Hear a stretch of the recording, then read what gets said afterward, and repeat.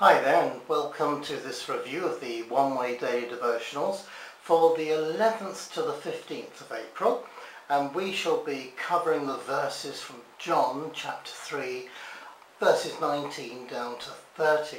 I want to go straight to Tuesday, because Jesus and his disciples came to the land of Judea, and there he remained with them and baptized. Now John also was baptizing in Aenon near Salem, because there was much water there, and they came and were baptized, for John had not yet been thrown into prison. The word for Salem is derived from a word that means to agitate, shake, or to stir up. Now, I tell you, when you are baptized in water by total immersion, there is no doubt about it. It's a time of stirring up, because it awakens us to the reality that we really are new creatures in Christ, reminding us, if it's in the Bible, is there for a purpose. So that's pretty cool.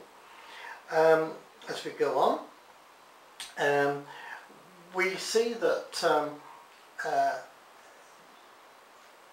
John's disciples were unhappy at the fact that Jesus' disciples were baptizing people.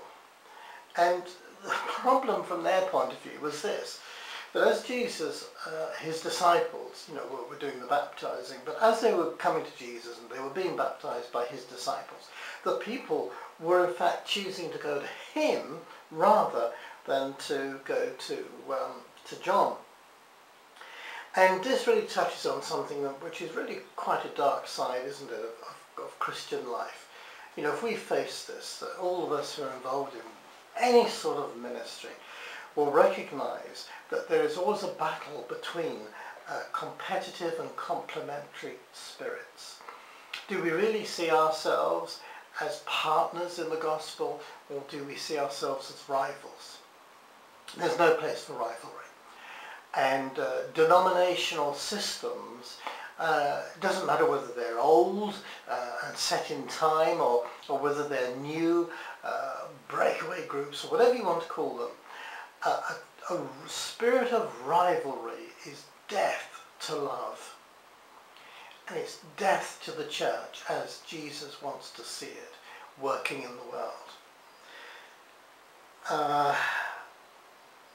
I love what we do in my own church, and I just love what we do, but I've been blessed because I go around the country training people in puppetry, and as I do so I go into many different churches, and on such travels I can see how we can all complement one another rather than be rivals. And that's really what I would love to see.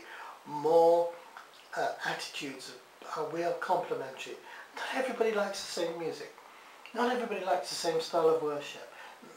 We went to Denmark, went to a wonderful church in Denmark, and I was amazed. They sat to sing and stood to pray. That's just what they did. And but of course at that time, the church we were in, we stood to sing and sat to pray. Now I'm in a church which stands to sing and stands to pray. Everybody does it differently, but it doesn't mean there's a right or a wrong way. It means, hey, what gets us as an individual closer to God? That's the important thing, the key thing. There's something that I think really I need to bring this to a close, because it is something that is so important.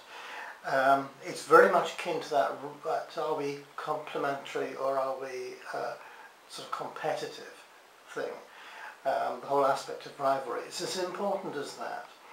John the Baptist, in trying to explain to his disciples what was going on with Jesus and his disciples, as he were drawing the crowds to a greater extent than he now did, he told them this little sort of illustration, I think. It's not a parable, it's just an illustration.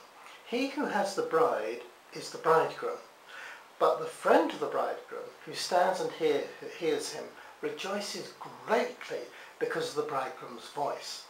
Therefore, this joy of mine is fulfilled. He must increase, but I must decrease. I'm sure we've all been in that situation where somebody could have turned to us, or perhaps did turn to us and say, look, it's not all about you. And Paul wrote in Romans 12:15 that we should rejoice with those who rejoice. I love what it says in the Message Bible. It's translated there, laugh with your happy friends when they're happy. Indeed, life isn't always about us. And John the Baptist recalls a very familiar scene to illustrate the whole point. Being a guest at a wedding is a giving time, both literally and figuratively. Aside from any material gifts, we bring ourselves. We bring our smiles, our blessings, our kisses, our handshakes, our hugs. And for the friend of the groom, the centre of attention is the groom. It's his day. John was making the point that the moment belonged to Jesus and that his own ministry would decrease as that of Jesus increased. It's still all about Jesus today. God bless you. Have a great weekend, and I look forward to being with you next week. How deep is His love? How deep is God's love? That's what we need to learn. 'Cause we're living in a world of hurts, breaking us down.